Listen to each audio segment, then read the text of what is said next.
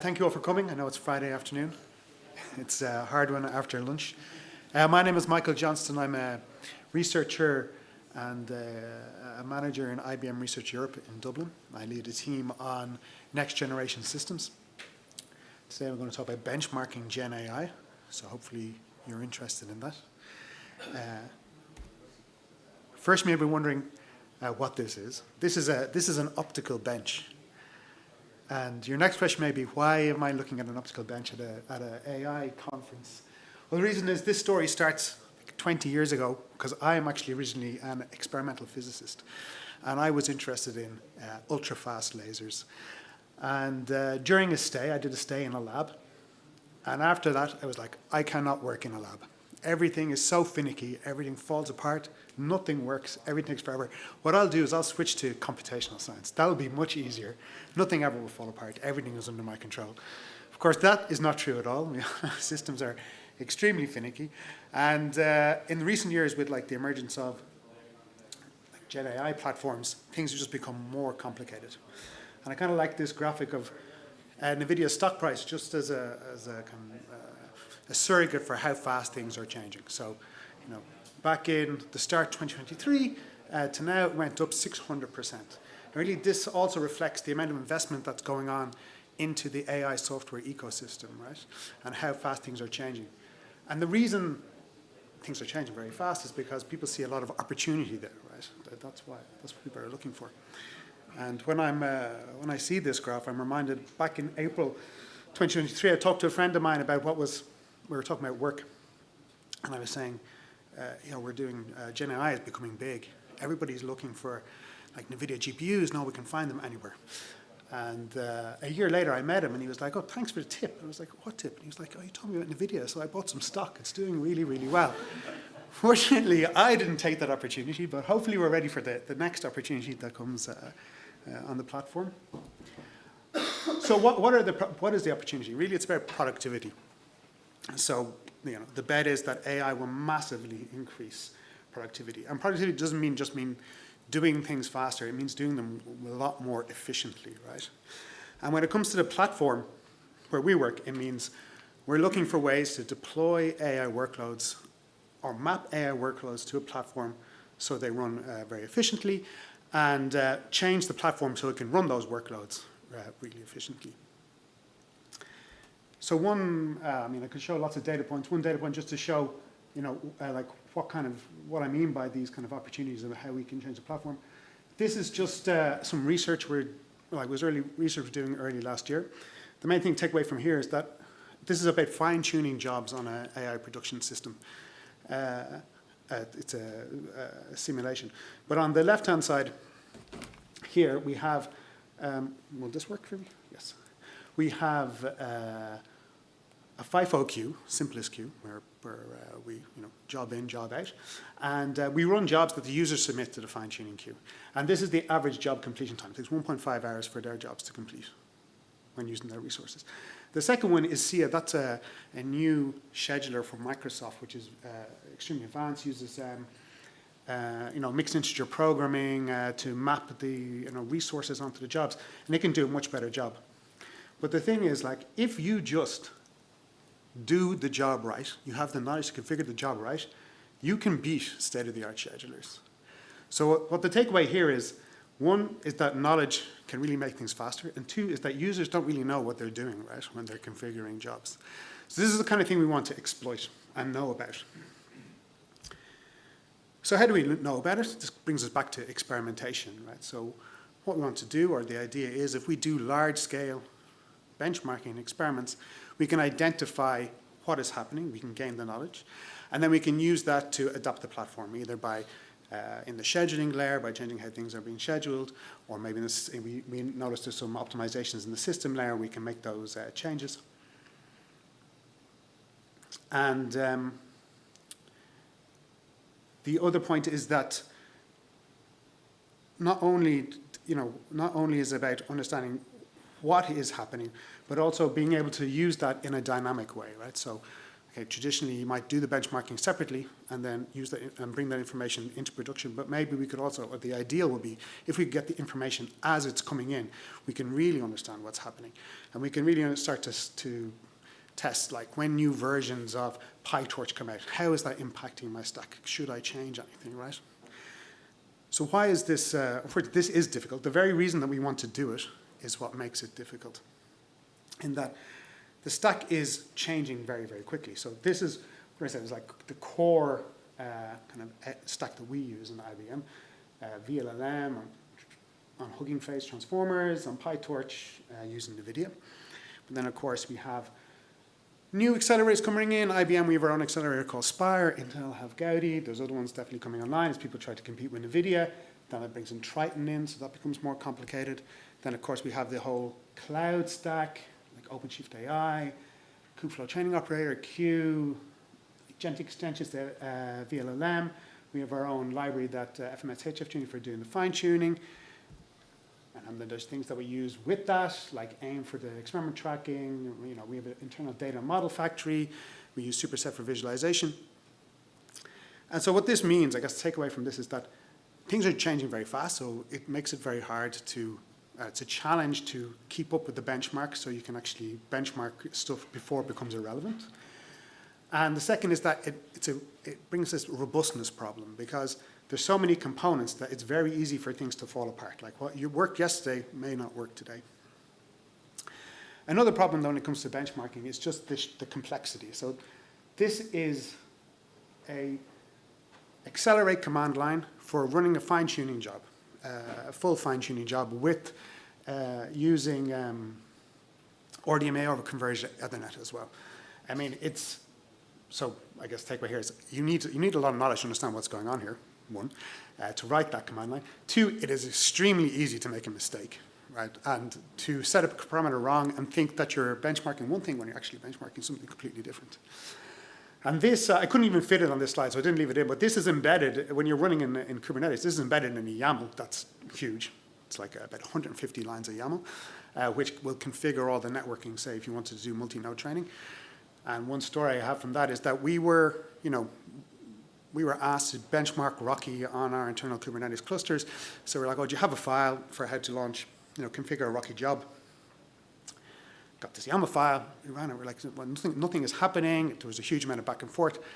What it turned out was that, somebody once had made this file. And if you've ever been in a HPC environment, this may sound familiar. Somebody once had made this file and had just been passed around to run jobs. But nobody really understood what all the environment variables and all the configuration settings were.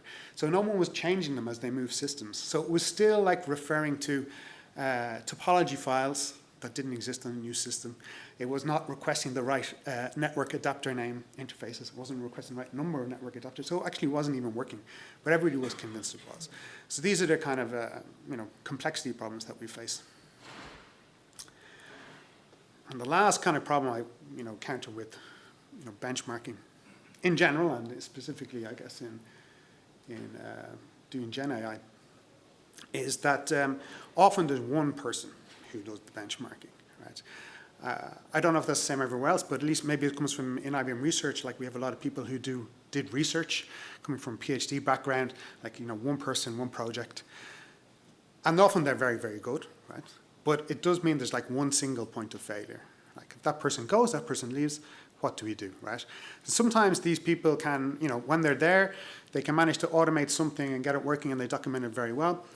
Oftentimes they don't, right? If you want to get somebody else to do it, it's very difficult. If you ever had the experience of somebody leaves and then you were looking for the data that did and you have a group of people staring at an Excel spreadsheet going, how the hell did these numbers get made and what do they mean? This is the problem. So where we come into this is, I lead this, my team is kind of a platform or a systems team. We work a lot on prototype systems, going from hardware layer to the kind of, let's call it the runtime. And I guess part of this, what we do a lot is we do a lot of benchmarking, right? We have for many years.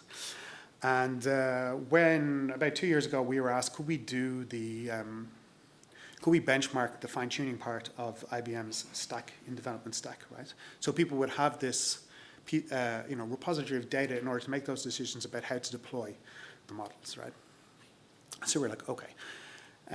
But from our experience, like we've been noticing, right, that there was, through all our benchmarkers, there was always well, first of all, we'd always get to a certain stage, right? Like we'd have a certain amount of automation, but we wouldn't resolve all the problems, right?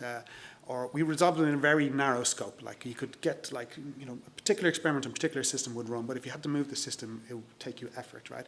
If you wanted to do something complicated, we never get to the stage where we would do something complicated like run an optimization over the space of the configurations, because it was just too much effort.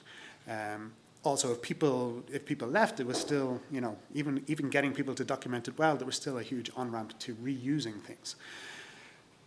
And what we noticed through all this, though, there was a lot of commonality between all the benchmarks that we're doing in terms of like all the experimentation. It needs common features like a way to configure the experiments, right? To describe what you want to do, a way to validate them, a way to configure the operations you want to run on them, a way to deploy them onto some systems to do testing, a way to drive the sampling, a way to persist the results, right?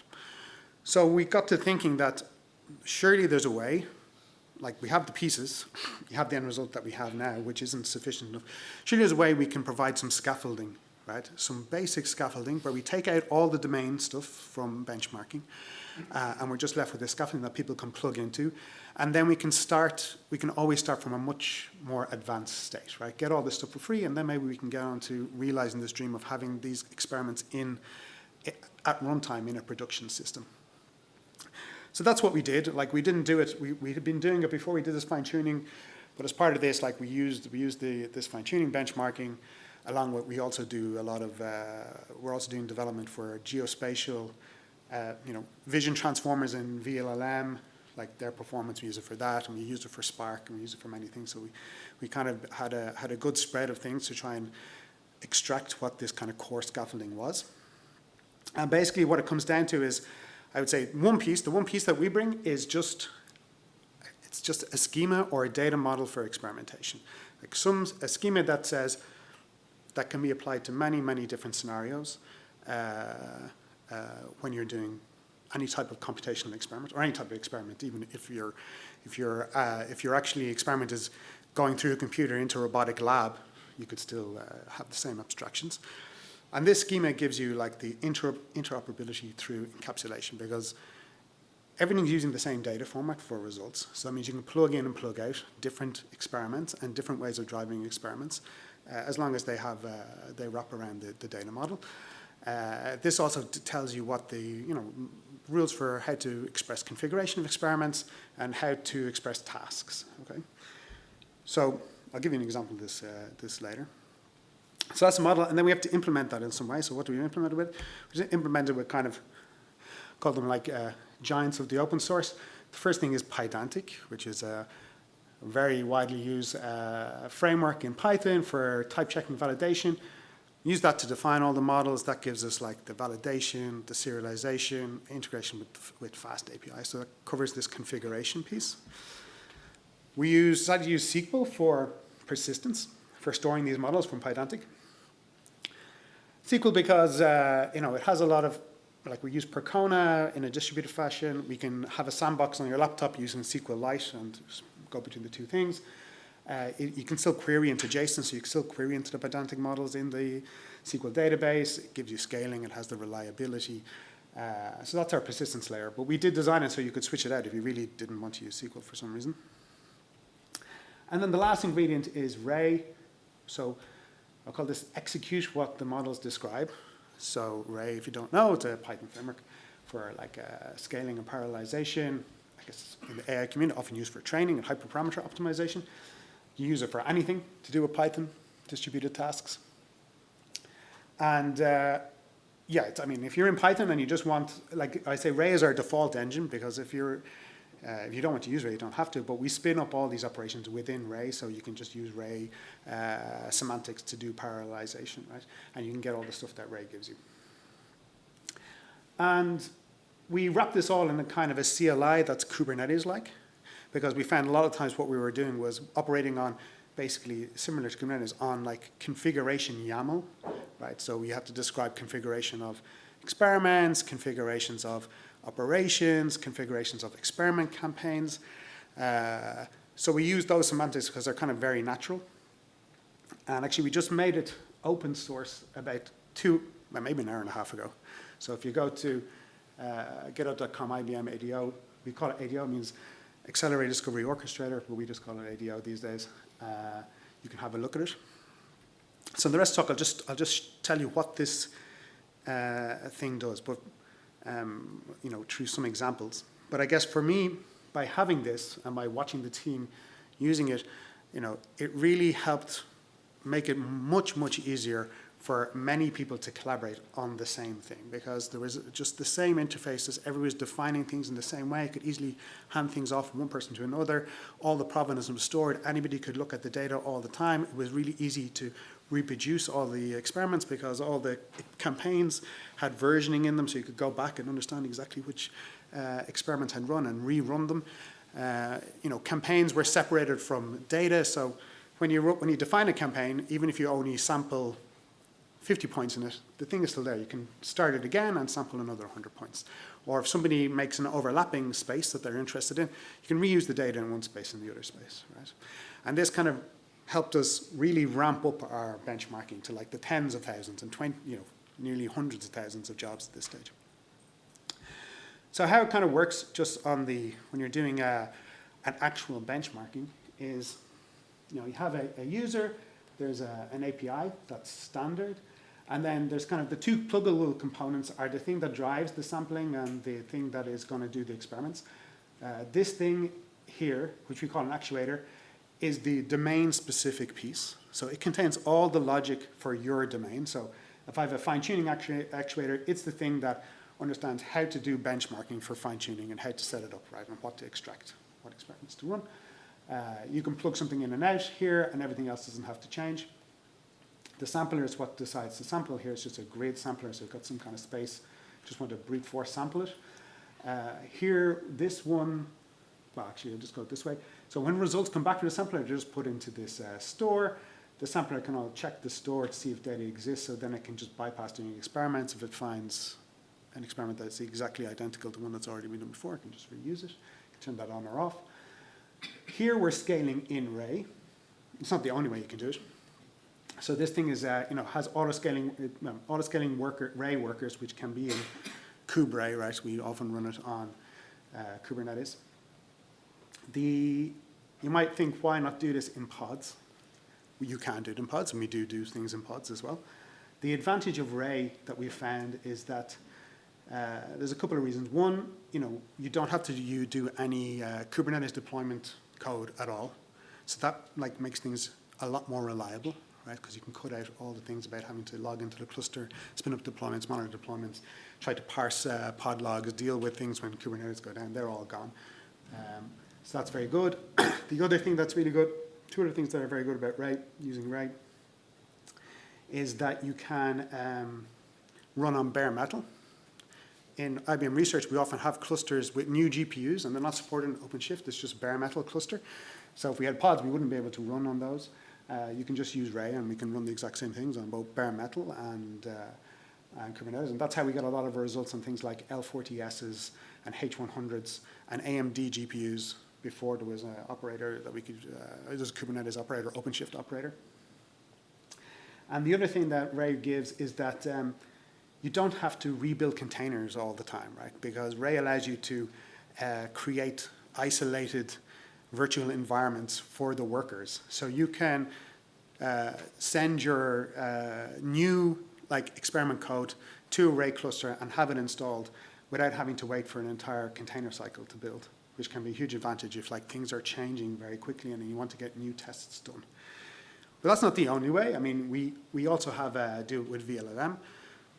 In our VLLM one, we have a new actuator, a VLLM actuator here. I've just changed this. Imagine we're doing an optimization with Axe over some kind of space of inference parameters. Our VLLM actuator uses pods. Some of you say, you've just told me why I shouldn't use pods. Why do you use pods? Sometimes things are better in pods, depending on exactly what you're going to do. There's no hard and fast rule. Here we are kind of, the reason pods are good is like here we're actually serving endpoints and we want to get the entire serving stack, so we want to spin up the deployments. The other reason that pods can be reliable is the isolation and the reproducibility, because they're more reproducible because the container just sits there. In Ray, you have the base image and then you have the Python environment, and sometimes you can't customize every single thing to be exactly the same via Python because you have things in the image like PyTorch versions that change. So you take on a lot of responsibility for reproducibility and making sure things are the same if you're using Ray, right? And the last reason is a lot of people are building containers and they put their stuff in the container anyway, and they want you to benchmark it. So, and extracting like the Python packages out of that and then putting it back into Ray can be a bit of a pain. So in that case, it can be useful to use, again, to do pods. But you can do both. You're not constrained. What time am I at? A bit about, what we've released today is the fine-tuning actuator, which benchmarks basically Hugging Face SFT trainer. It measures raw throughput of a model in terms of data set tokens per second. This is, the question we're asking here is the fine-tuning machinery with the GPU and the configuration, how many of the input data set tokens can you get through in a second with this configuration? It's not about quality, it's just about the machinery, how fast it is. The reason we use dataset tokens per second, not train tokens per second, is just to get around some things inside SFT or transformers. There's padding tokens, there's fake tokens. They're not real. Sometimes you can get the train tokens to explode, but it doesn't actually mean anything has happened. So we just look at the dataset and ask how fast to produce a dataset. It's done via this FMS head tuning project by IBM. We use synthetic datasets constructed so all samples have the same length. So if you want to do different lengths, it makes them all the same. So we get the upper bound of all the performance. You can also test LLMs and VLMs. You can create a synthetic image data set. So the methods you can test here, for those interested, LoRa, full fine-tuning, and QLoRa. Also FMS, the HF tuning comes with some acceleration techniques using Triton for fast kernels for certain models and fast mixture of experts. So you can benchmark those. It also supports multi-GPU and multi-node, so you can do all the different sharding strategies. You can test Rocky, we'll configure the Rocky correctly and get those results. And also reproducibility. So all the kind of experiments that this actuator does can be associated with a custom Python environment, so we can get the exact same stack as all the time, right? And basically we pin the stacks based on these releases. So if you want to test a version of this, which is a version of this, you'll get the exact same stack of everything, right, in the environment. So that's good. We added all the stuff to detect and handle and categorize correctly errors, like, parsing all the things, so we understand what's really an out-of-memory error, right? What's really a different type of error. They're all handled correctly through, across many thousands of runs. And we also integrate with AIM, so you can get deeper analysis, so we keep the data in two places. AIM is good for drilling down into the training if you want to, right? And it also captures more very specific information about fine-tuning, about the tuning process. So what we do with that internally usually is we get all this data, and a lot of people who need this data are in product management. They're not interested in CLI tools or any of this type of stuff. They just want to see graphs. So what we have in IBM is we have a data lakehouse. On top of lakehouse, we have a custom Apache Superset. So what we do is we also have dashboards there where we push all the experiments and then create charts so people can understand. They can go here and they can choose the different things, and then they'll be told, the best way to configure this fine-tuning job is to, choose a batch size of 8 and 1 GPU and so on, right? But even with that, this is, there's about 14,000 experiments here because we do more than actually go here. And this thing hosts more things than just obviously there's inference ones and people have eval ones. There's a huge number. I guess the problem with this is that even with all this data, the number of people who have the time to look at it is still limited. And the number of people who just look at something like this and go, oh my God, my brain can't handle it, is still a lot. And so we really want to be great to just not to have a human in the loop here at all, and just to do this directly in this, nobody comes here to look. Some intelligence just decides, right, based on the data, because that's all they're going to do. They're just going to look at this and then go somewhere else and configure, what's the next to when they have to deploy fine-tuning Java model. I looked at this thing in this chart, I'll put it in here. Surely we could do that all programmatically. Our main kind of problem here is that, the brute force benchmarking is not scalable. So we can't run, even if I just choose some of these things are discrete, 7 batch sizes and 5 different tokens per sample and so on. I already get 1,260 points per model per software stack version. If that changes, I'd have to do, and I want to do the same thing again, I'd have to do 1,260 more benchmark experiments, which is a lot, right? And it's probably too much. Can't be taking up all your GPUs with learning how to use the GPUs, because then it gets a bit ridiculous, right? So a lot of things, what we want to do is to have this go into production, is to really speed up this process so we can make understand what the situation is much, much quicker, so then we can react much quicker. So what we do is, over the last year, we've been reducing the benchmark time, introducing techniques where we look at the time series of the training, and then we can stop it as soon as we believe that it's reaching stability criteria. I'm not sure if that's in the open release yet, and if it's not there, it's probably there in the next few days. So that's reduced the average time from an hour to 6 minutes. Because when we started, we didn't understand what we were doing. So we were just let's run an epoch, right? And it turns out you don't really need to run an epoch. You can just run one batch, right? And get a stable throughput, right? In many cases. The other thing we did is, want to do is reduce the number of benchmark configurations using predictive models.